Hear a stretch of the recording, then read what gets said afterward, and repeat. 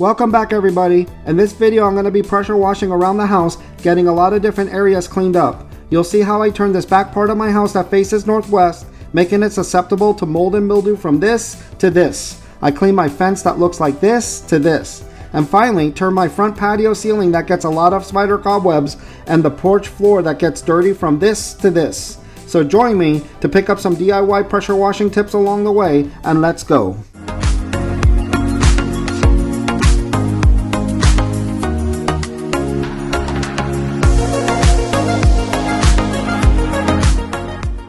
So let me show you what I'll be using to make this a lot easier to do. I add a second one as an extension to my gun and first one using a quick connect, and then I use a pivot coupler for angling the spray nozzle. This makes it easier to spray in the direction you need the water to go.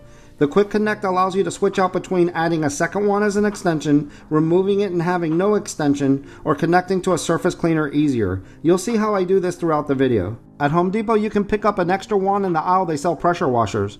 There's a few different sizes. They sell the quick connect there too with a lot of different accessories. Here's a shot from Lowe's with their different sizes and options. Check this out. At Home Depot they sell a Ryobi telescoping pole. It can reach 18 feet, which would be necessary if you have a 2-story house. I used it before and it works great, but it's not cheap. So let's get cleaning. I choke the engine, give it a pull start, and flip it to run. I start with my back patio using a surface cleaner. This northwest part of my house is mostly in the shade, which is why the patio gets so bad. Plus it's low lying, flat with no incline, so the water just sits on it after a rain, spurring mold growth. Dirt gets stuck here too, unable to get washed away. Using a surface cleaner makes this job a lot easier. You just move it back and forth like you're vacuuming. You can pick up these surface cleaners at any of the big box stores or online. Because there are two different spray nozzles spinning in a circle inside the surface cleaner, I like to move it back and forth in one direction, then repeat the same area moving it back and forth in the opposite direction. This ensures that you're covering the surface you're cleaning completely and won't leave behind any lines. The other nice advantage of a surface cleaner is you get less wet. As it's cleaning, it's keeping everything contained inside the cover. This is especially important when you're getting by the edge of the patio along the grass line where the water is puddled up. As you can see, I'm making quick work of this. For flat areas like this, a surface cleaner is much easier than using a gun with a wand, waving it back and forth for hours. When purchasing a surface cleaner, a recommendation I have for you is not to purchase one that just sits on its cover brush. Make sure it has external wheels like the one you see me using here. They tend to cost more, but will give you much better results, and it makes it much easier to use, especially if you're cleaning a much bigger area like a driveway. Now that I'm finished surface cleaning the back patio, I take off the surface cleaner and attach the white 40-degree nozzle to the wand. I need to give the patio a final once over and rinse. Any stubborn spots that are still present will come right up. Plus, I'm getting where the patio meets the house because the surface cleaner cover, especially being shaped round, it can't get that area or in the corners. I move to the windowsill, which has a lot of mildew. With it being a flat area that water can just sit on, it gets real bad. Next, I get the windows. I try to work my way from top down, and then I redo the bottom window that has a screen several times. I flush the dirt down to the lower part. I push all the dirt out the bottom of the screen without having to remove it.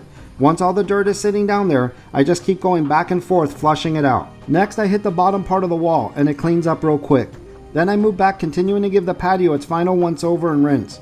Normally, I would start top to bottom, but I didn't want to be walking and slipping on all the mold, mildew, and dirt. Next, I hit one of the patio doors. It's hard to see in the video, but there's a lot of green mildew film on them. Like the windows, I start from the top and work my way down, especially getting the threshold. I move the screen door back and forth so I can get the threshold real good. A lot of frog and lizard poop, and of course dirt ends up in there. Now to get the fascia. This is when I added the second one as an extension. The quick connect technically is not meant for this, as you can see it flexing, but it's just an inexpensive way to reach up there. I just walk backwards, steadily moving the spray along the fascia. You can see 95% of the stains wiping away. Pretty cool, right? Some people mistakenly paint this fascia, but if you do that and then try to pressure wash it after it inevitably gets dirty, the paint chips off. I just keep it its natural white color and then clean it when needed. If you keep up with it and don't let it stay moldy too long, the stains won't set in. I also treat it with spray and forget roof cleaner to keep it from getting like this for a long time. If you want to learn more about that, check out my videos on my channel how I clean my driveway without using a pressure washer, or my video how I clean my asphalt roof tiles. At the end of this video, I'll show you a 4-year update on this back area, so make sure you watch to the end. I'm hoping throughout this video, after it demonstrates to you, hopefully motivate you how to pressure wash these areas of your house you get out there and get pressure washing. I assure you, you will step back and appreciate how it looks when you're done. Okay, let's finish up the last two sliders. I'm going to fast forward this first one, but show you a close-up cleaning of the second one. This second one was real bad because it's in the corner and receives the most shade, but this close-up shot shows you how I work the wand. Just like the surface cleaner, I go side to side and then up and down. It ensures you're not missing anything. I get the screen and all along the door frame, working top to bottom, especially getting a threshold that collects everything you're cleaning. After a final rinse of the door, I move on to giving the patio its final rinse. Everything I'm cleaning above got it dirty again, but I take care of it quickly by pushing everything into the grass. Eventually I'll repaint this patio white. Now that the northwest L part of my house is clean, I get the north facing wall next. I start with the lower wall. You can see the green mildew and all the dark mold along the bottom. After making quick work of that, I move on to these north-facing windows. Same method, start at the top, work my way down, get the windowsill, get the screen, and flush everything out the bottom. I hit the next window, making quick work of it. These windows are not as bad as the sliders, but if I'm here with the pressure washer out, I might as well get them. I next add the second wand and get the north-facing fascia. Same method for this too, just walking backwards so I don't get soaking wet. The cool thing about having the extension on is I can reach over and get these next two windows even though the AC condenser and bushes are in the way. I finished this final part of the fascia, which also wasn't as bad as the northwest L part of my house, but it still needed a cleaning. I take the extension off and I next get my back fence. This fence got really bad because of the overhanging tree branches allow shade, which allows water to sit longer and not evaporate as fast, which contributes to mold and mildew growth. This area I'm scraping had some kind of plant growing on it. So as you can see, pressure washing these vinyl fences are pretty easy. Much easier than having your hands over your head with an extension, cleaning something above you like the fascia. I just keep working my way down, giving each panel a good once over. The last part of the house pressure washing before I get my front porch was to get this last backside of my house. This part of the house gets the sun when it's setting, so the fascia look fine. I just go ahead and hit the 3 windows while I'm out here. So now it's time to clean my front porch. I start with clearing the furniture. I grab the welcome mat and drape it over the railing. Then I put the flower pot over the porch railing on the other side.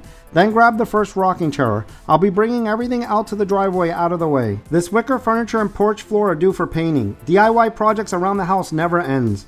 I grab the last few chairs and I want to start with cleaning the porch vinyl ceiling. I move the last love seat to the driveway, and with the extension wand back on, I start spraying.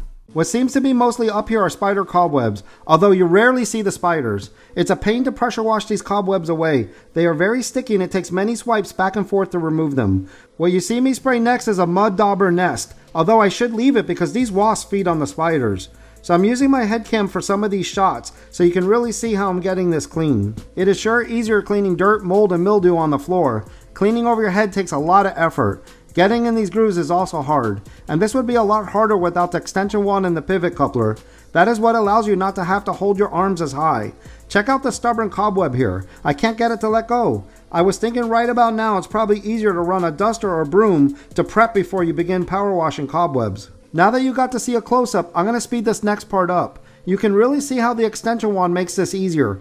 Plus, without it, like I mentioned before, you would be getting even more soak spraying directly above your head. The extension wand allows you to stay behind the dripping water by walking backwards, keeping you a little drier, especially when you're cleaning a ceiling like this in a tight space. So this last part of the porch ceiling by the front door was the worst. This took a lot of swipes back and forth. I get another mud dauber nest, then keep working the wand back and forth getting these sticky cobwebs off the ceiling. I've sprayed pesticides around the porch ceiling to try to keep the spiders away, but they love using the porch lights to catch their meals. I think it helps, but I don't do it frequently enough I think to make a bigger difference. I'm now finishing the last part of the ceiling. I'm working from top to bottom this time. I'll be doing the windows real quick next, then the front door. I start above the window and work my way down. What I knocked off the ceiling is now on the walls and window. This window gets pretty dirty despite being under the porch roof. You guys know the drill. I work my way down, flushing everything out the bottom of the screen. After a quick rinse of the siding, I work my way to the front door. I give it a quick rinse and the rest of the siding over here. I next get the porch railing. I want to point out I haven't removed the extension one or the pivot coupler.